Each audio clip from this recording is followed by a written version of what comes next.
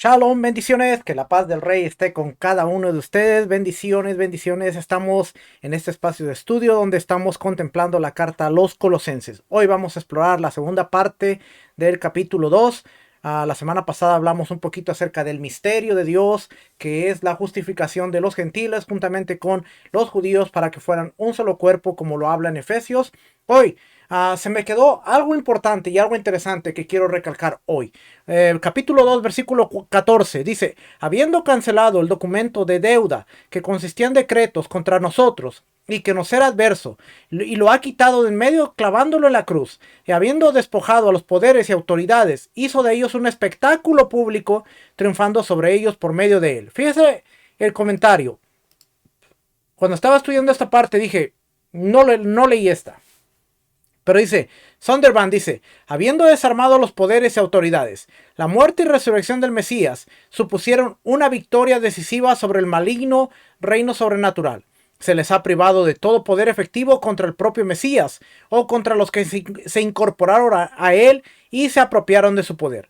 La palabra griega traducida como desarmados se encuentra en otra literatura simplemente en el sentido de despojarse, como quien quita la ropa. Aquí me quedé la semana pasada, pero fíjense, los poderes malignos no están totalmente despojados de su poder, siguen siendo hostiles y activos, pero son impotentes frente a los creyentes y colosenses, a los creyentes colosenses, en la medida en que estos reconocen y se apropian de su autoridad en el Mesías. Ahora, esta parte fue la que no le leí. Hizo de ellos un espectáculo público. La idea aquí es la de una exposición pública que conduce a la deshonra. Esto es importante porque está usando el contexto de deshonra. El verbo utilizado aquí es deimactizo, y que se usa para referirse al plan de José de exponer el embarazo de María y avergonzarla públicamente, hacer de ella una deshonra. Un historiador antiguo cita una ley de Cipriano que obliga a la adúltera a cortarse el pelo y ser así objeto del desprecio de la comunidad. Esto se encuentra en Dio Crisóstomo 47-64. Los poderes de las tinieblas quedan expuestos como débiles e ineficaces frente a Dios cuando Él resucita a Yeshua. Sus esfuerzos por dar muerte al Mesías y arruinar así el plan redentor de Dios quedan expuestos como inútiles a la luz del poder de Dios al resucitar a Yeshua de entre los muertos. Esa fue la vergüenza pública. Cuando Dios resucita a Yeshua, quedan expuestos públicamente. Su conspiración fue desenmascarada como ineficaz a la luz de la sabiduría de Dios, que utilizó la muerte de Yeshua como medio para reconciliar a las personas consigo mismo. ¿Se acuerda? En la clase pasada lo vimos. Fíjense lo que dice aquí. La procesión triunfal de Aemilius Paulus, el escritor del siglo I, Plutarco, relata el desfile encabezado por el victorioso general Aemelio Paulo. En este pasaje aparece el desalentado rey Perseo, con todas sus armas, riquezas, hijos y ayudantes. Le seguía Perseo, un grupo de amigos e íntimos cuyos rostros estaban cargados de dolor.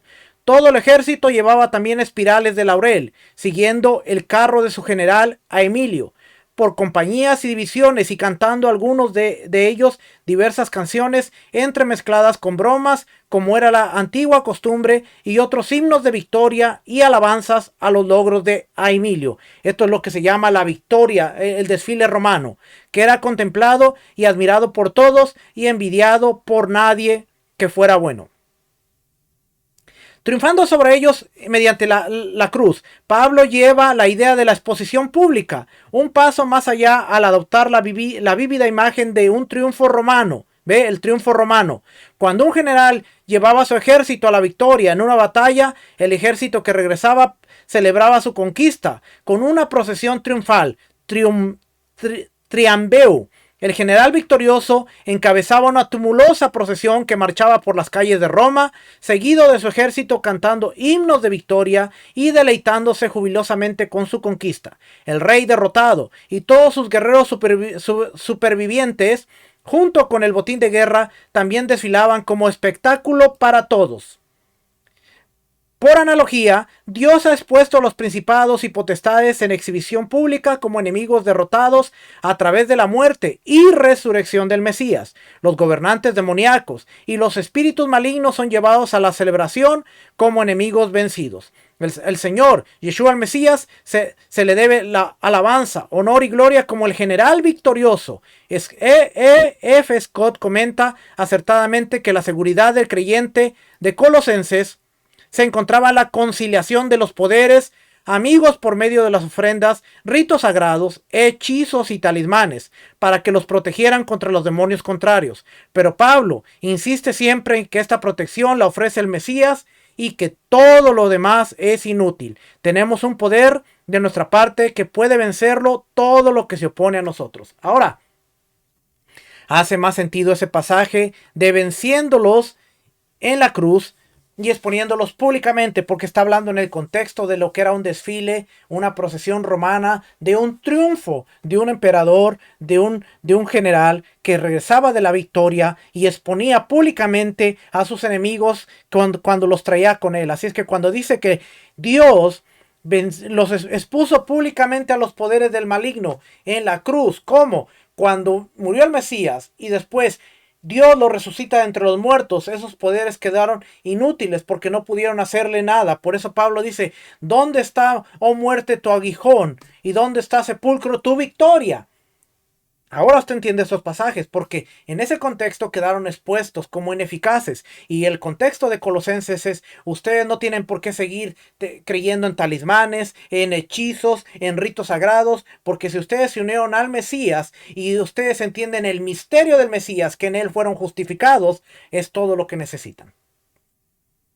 Muy diferente el contexto a como nos lo habían enseñado, de que la ley, la Torá, fue nada que ver con eso. Está diciendo que hubo lo que fue expuesto fue el poder sobre la muerte. Todos los que habían guardado Torá morían. David murió, pero ahora el Mesías muere y Dios lo resucita, dando a entender que ahora el poder de la muerte sobre la humanidad había sido vencido por el Mesías, y todos los que creían en él, aunque murieran, eventualmente iban a resucitar.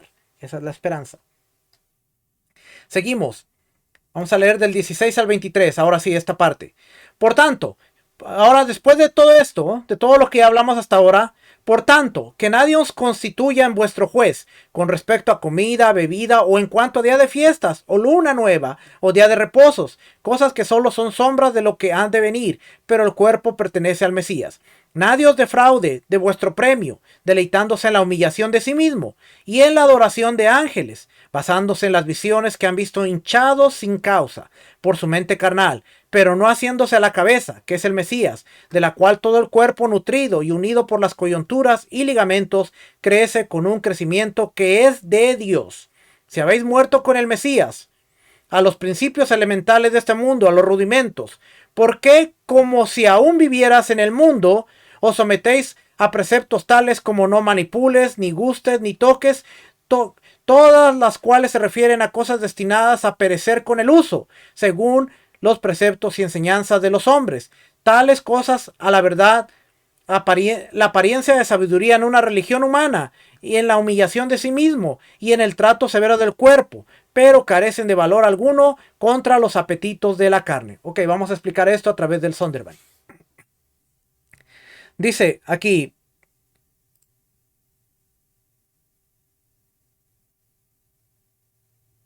ya lo había abierto, ya lo había abierto. Aquí está. Procesión triunfal. Ahora sí, no se dejen victimizar por las enseñanzas variantes. Pablo emprende ahora una crítica directa e incisiva de muchos rasgos de las variantes enseñanza en Colosas, el sincretismo. Su queja básica es que estos herejes han perdido su conexión con el Mesías, sustituyéndola por sus prácticas sincretistas e invocando ángeles. Si usted ve el versículo que leímos, dice aquí claro dice, aquí mismo dice, basándose en visiones, en la adoración de ángeles, ¿ve? Deleitándose en la humillación de sí mismo. Esto tenemos que verlo. Humillación de sí mismo, adoración de ángeles y visiones que ha visto, hinchados sin causa por su mente carnal. Entonces dice, estaban invocando ángeles. La combinación de observaciones judías con prácticas de culto pagano, un sincretismo. El padre de la iglesia, Hipólito, describe las enseñanzas de un líder cristiano llamado el Hassai, que vivió a finales del siglo I. El Hassai no era de Colosas, pero sus enseñanzas son un ejemplo de cómo los creyentes podían mezclar prácticas de culto judío, cristianas y paganas, como hoy en día, nada ha cambiado. El Hassai no era de Colosas, pero su enseñanza es un ejemplo de cómo un cristiano podía mezclar prácticas de culto judías, cristianas y paganas. Hipólito cita un aspecto importante de esta enseñanza del Hassai. Existen estrellas perversas de impiedad. Cuídate del poder de los días de la soberanía de estas estrellas, y no emprendas ninguna empresa todos los días en que gobiernan. No bautices a hombre o mujer durante los días del poder de las estrellas, cuando la luna, emergiendo entre ellas, recorre el cielo y viaja junto a ellas. Por eso dice lunas, guardaos del mismo día hasta aquel en que la luna sale de las estrellas, y entrar en todo principio de vuestra obra. Pero además, honra el día de Shabbat, ya que en ese día es uno de aquellos durante los cuales prevalece el poder de estas estrellas. Ahora está mezclando el Shabbat con las estrellas. Ten cuidado, sin embargo, de no comenzar tus obras al tercer día de un Shabbat, ya que como se cumple de nuevo 3 años del reinado del emperador Trajano, desde ese momento en que sometió a los partos a su propio dominio, culto imperial. Cuando digo se ha cumplido 3 años, la guerra hace estragos entre los ángeles impíos de la constelación del norte, y por esta razón todos los reinos de la impiedad se encuentran en un estado de confusión. Y esto es aquí la enseñanza de Hassai, que era un cristiano, un creyente judío. Dice, el Hassai vivió a finales del siglo I. No era de Colosas, pero sus enseñanzas son un ejemplo de cómo los creyentes mezclaban prácticas de culto judío, mesiánicas y paganas. Si usted cree que hoy en día hay un sincretismo, en el tiempo de los apóstoles también lo había. Mire, amuletos mágicos. Se trata de un amuleto cristiano que representa a un jinete matando a un demonio. En el reverso figura la inscripción: guarda de todo mal a quien lleve este amuleto. Que nadie os juzgue. De hecho, un grupo de creyentes de la iglesia de Colosas está juzgando y degradando a todos los que no quieren sus enseñanzas. El lenguaje de este pasaje, especialmente el pronombre griego tis, cierta persona debe apuntar a un maestro influyente, quizá una figura parecida a un chamán, que es el cabecilla de esta facción emergente. Una fiesta religiosa es una celebración de luna nueva o un día de reposo. Se trata de observancias distintivamente judías que se encuentran juntas repetidamente en el Antiguo Testamento y que los defensores de la filosofía colosense defendían ardientemente. Hay pruebas en Josefo y en las inscripciones de que la observancia del Shabbat era importante para los judíos de Asia Menor. También hay testimonio en las inscripciones de que los judíos de Asia Menor observaban habitualmente las festividades judías importantes como Pascua y Pentecostés. Esto estamos hablando después de la muerte de Yeshua, para los que dicen que no las guardaban. Josefo dice que hay inscripciones de la observancia de Shabbat y de Pesach y de Pentecostés. Al parecer, los adeptos a la filosofía no son judíos respetuosos de la ley de la sinagoga local. Son creyentes de algunos de etnia judía que se aferraron a ciertos aspectos de la ley judía y los combinaron con creencias populares locales. Sincretismo, nuevamente el problema es sincretismo, no es el Shabbat, no es la luna nueva, no la fiesta, sino es cómo lo están mezclando. Como hoy en día mucha gente toma conceptos hebreos y los mezcla con el cristianismo, haciendo un sincretismo. Es lo mismo, esta gente estaba tomando cosas que venían de la etnia judía y las mezclaron con la creencia local de los espíritus y de los rudimentos de seres celestiales, y mezclaron esta creencia y era un sincretismo. Incluso es posible que estén dando estas fiestas y observancias a estas fiestas y observancias una nueva interpretación.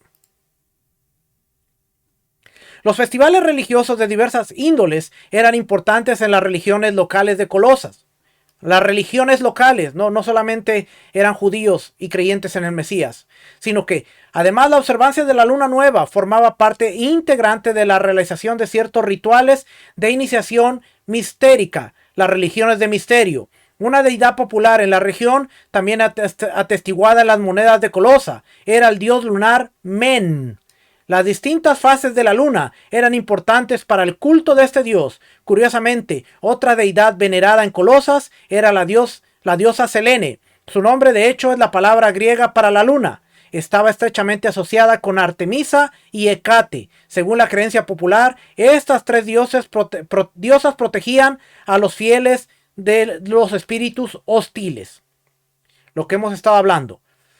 Las fiestas y observancias judías, tal como se enseñaban en el Tanakh, eran esencialmente un anticipo de una realidad futura realizada ahora en el Señor Yeshua el Mesías, pero no quedaron canceladas por él. La palabra falsa no aparece en el texto griego, la falsa humildad. O sea que cuando nosotros leemos aquí falsa humildad, adecuado, ¿dónde está la palabra falsa humildad? Hinchado sin falsa humildad en el 18. Tal vez en la versión deleitándose en la humillación de sí mismo. Falsa humildad.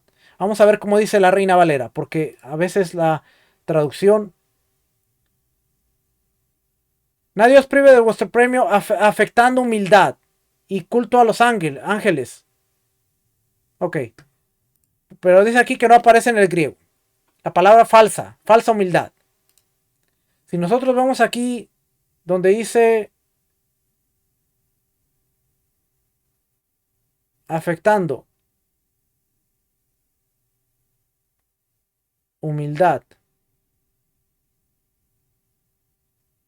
no me aparece la palabra falsa.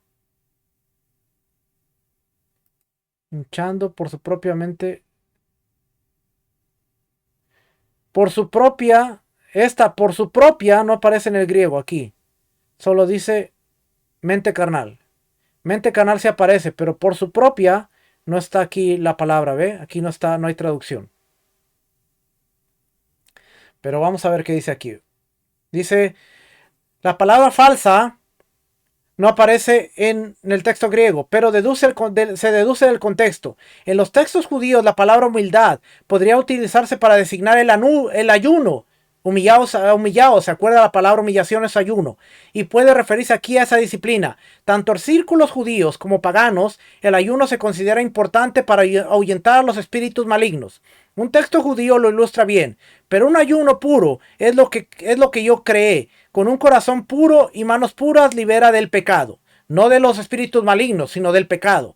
Cura las enfermedades, expulsa a los demonios. El ayuno era también una condición previa en muchos contextos religiosos para tener éxito en la experiencia visionaria. Algunos sabemos que formaban parte de la filosofía colosense, los ayunos.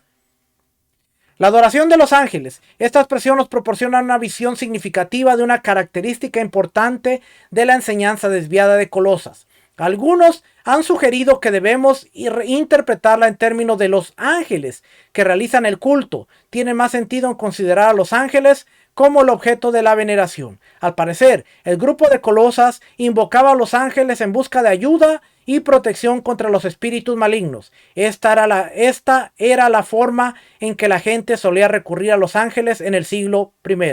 En el judaísmo popular, en las creencias populares locales y más tarde, incluso en segmentos del cristianismo primitivo, es dudoso que el cuerpo se hubiera encendido de la iglesia y adorar a los ángeles, como adoraría a Dios y al Mesías. Más bien la palabra única para adorar, treskeia, debe entenderse en el sentido de invocar o llamar. En este sentido, adorar no significa exaltación, sino simplemente invocar o llamar a los ángeles.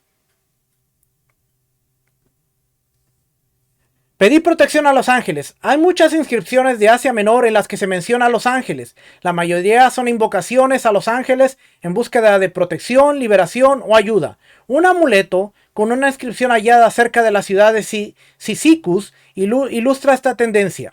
Miguel, Gabriel, Uriel, Rafael, protejan al que lleva esto. Santo, santo, santo.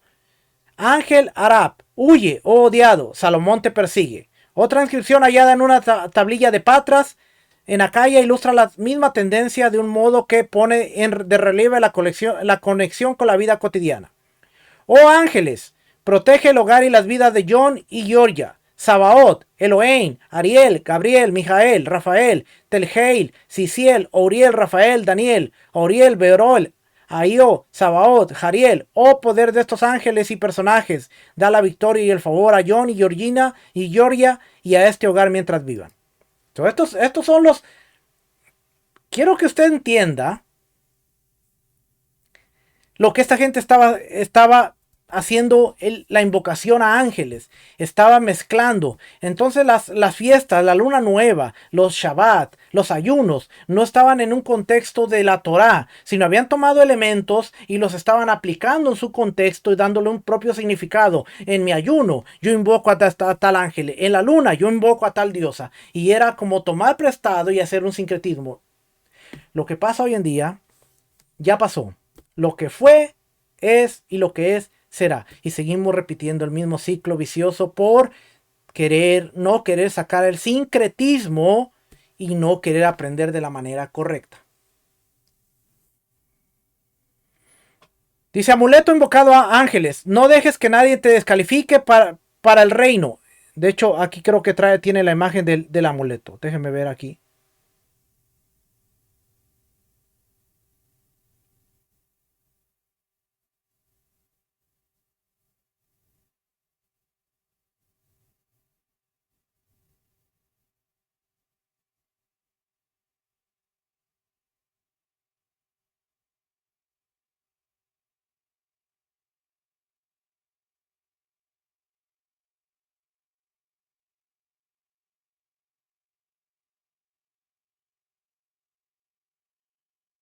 Ok, no me apareció el amuleto. Yo pensé que iba a aparecer por aquí.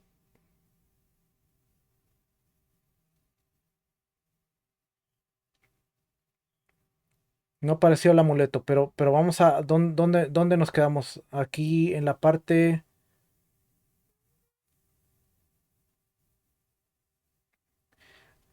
Aquí dice, no dejes que nadie te descalifique para el premio. La palabra griega traducida aquí es katabraveu. Se utiliza en el contexto de los juegos y reflejaba la decisión del juez, braveus, contra alguien. Un atleta que no recibió una decisión favorable por parte del juez podía ser descalificado o privado del premio. Pablo dice aquí que las personas involucradas en esta facción de la iglesia no tienen derecho a erigirse en jueces sobre los creyentes colosenses. Más bien deberían resistirse a la insistencia de estos maestros en invocar a los ángeles y realizar prácticas ascéticas a pesar de sus afirmaciones visionarias.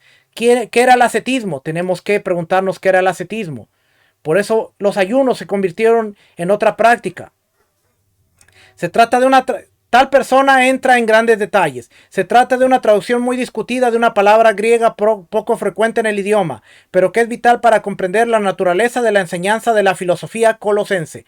El significado básico de embateu es entrar, lo que ha llevado a los significados extendidos de entrar en una investigación de algo o entrar en la posesión de algo. La gran dificultad es que el texto griego no se da ningún objeto explícito para entrar.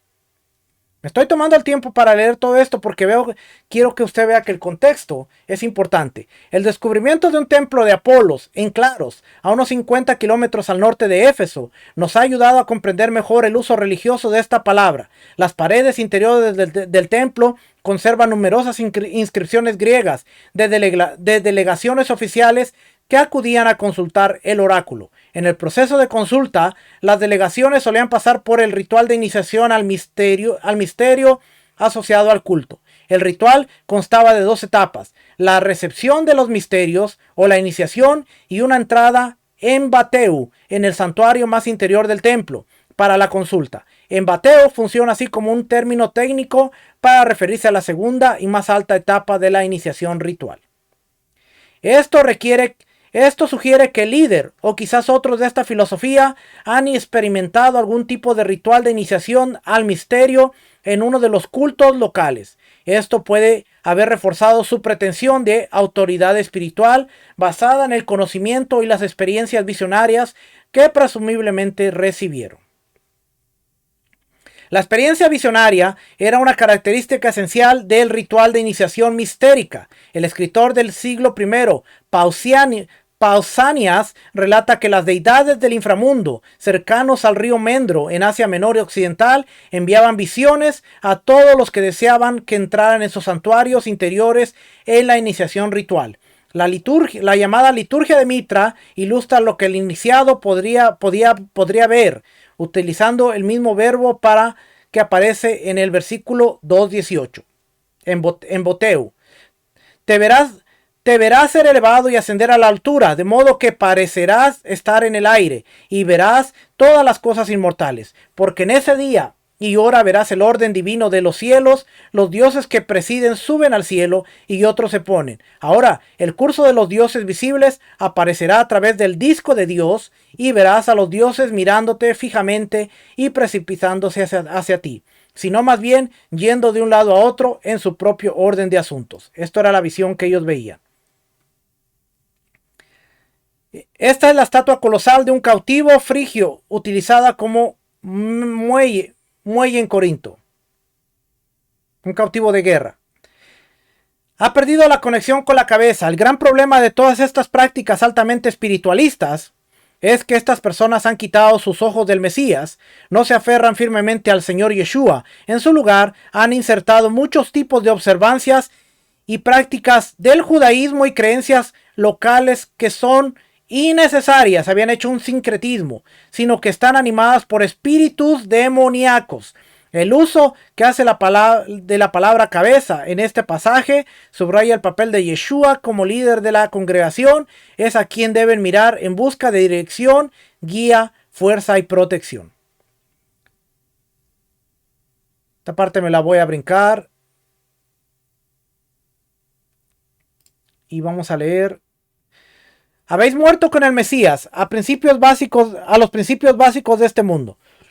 La mejor interpretación de la palabra estochea, traducida como principios básicos de este mundo, es como referencia a los poderes espirituales hostiles o demonios. La idea de morir a la influencia de los poderes es una extensión natural del pensamiento de Pablo sobre las implicaciones de estar unido con el Mesías. Ahora hace más sentido por qué él está diciendo. Pablo presenta así un mensaje de libertad. La identificación con la muerte del Mesías implica necesariamente no implica necesariamente la inmunidad frente a la tiranía demoníaca. Los creyentes no la obtienen automáticamente, sino que se la tienen que apropiar luchando contra el reino invisible. Si los creyentes de Colosenses están inmunizados contra el reino demoníaco, ahora no hay razón para que se sientan tentados a seguir las normas de la filosofía que irónicamente Pablo afirma que fueron inspiradas por los propios poderes espirituales. No manipular, no tocar, no probar. Al parecer Pablo cita aquí a sus oponentes. Estos mandamientos representan los tabúes que caracterizaban la enseñanza del estilo de vida de este movimiento dentro de la iglesia. Pablo no especifica exactamente lo que prohíben, pero probablemente tiene que ver con la abstinencia de ciertos alimentos y bebidas y puede entenderse en relación con el ayuno y la humildad, lo que era el ascetismo. ¿Ok?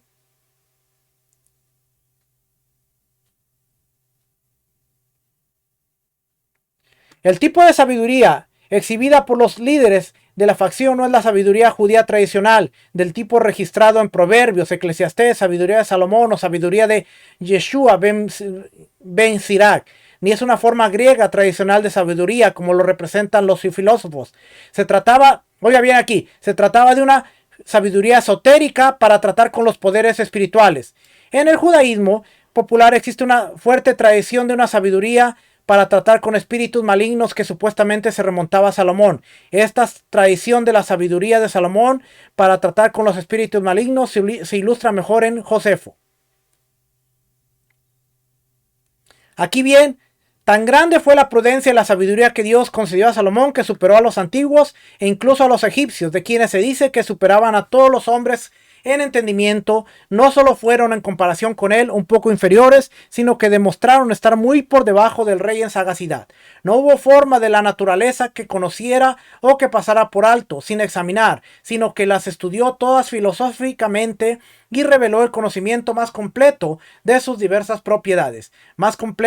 Y Dios le concedió el conocimiento y el arte utilizado contra los demonios para el beneficio y la curación de los hombres. También expuso encantamientos mediante los cuales se alivian las enfermedades y dejó formas de exorcismo contra los poseídos por demonios, las expulsiones para que no vuelvan jamás. Y este tipo de curaciones de muy grande poder entre nosotros hasta el día de hoy. Pues he visto a un tal Eleazar, paisano mío, en presencia de Vespasiano, sus hijos tribunos y varios soldados, más liberar a hombres poseídos por demonios, y esta fue la forma de curación, y cuando esto se hizo, el entendimiento y la sabiduría de Salomón se revelaron claramente. Quiero que usted entienda lo que acaba de decir aquí, porque está hablando de la práctica, una línea de lo que es la Kabbalah, que tiene con su conexión con esto. No voy a ahondar mucho en eso, solo quiero decirle eso. El tratamiento severo del cuerpo se refiere a las prácticas ascéticas, el ascetismo, asociadas con las enseñanzas de la filosofía, como el ayuno, diversos tabúes y otras normas. Es dudoso, aunque no posible, que esto incluyera la autoflagelación y la automutilación que caracterizaba el culto local a Atis. Esto me lo voy a brincar. Ya para terminar esta parte de aquí. Y ahí terminó. Así es que ahora, con todo esto, espero que ahora le haga más sentido el capítulo 2. Vaya y léalo. Pero no lo lea con la mentalidad de que está hablando en contra del Shabbat, la luna nueva, el Rosh Hodesh o las fiestas, sino está hablando en contra de aquellos que lo tomaron, hicieron un sincretismo, lo mezclaron con prácticas paganas que tenía que ver con culto a los ángeles, culto a los dioses, y ahora Pablo está diciendo no, y que nadie te juzgue a ti por hacerlo. Porque tú no estás celebrando la luna para la diosa. Tú no estás haciendo el Shabbat basado en cálculos, sino que tú lo estás haciendo para el Señor. Y si tú has muerto y has sido justificado por el Mesías, por Dios a través del Mesías, ahora tú no tienes por qué temer nada de eso. Y tú no tienes por qué juzgar a nadie. Espero que el video 1 y este video hagan sentido ahora para entender el capítulo 2. Que el Eterno les bendiga, el Eterno les guarde. Nos vemos la próxima semana. Shalom. Bendiciones. Shalom.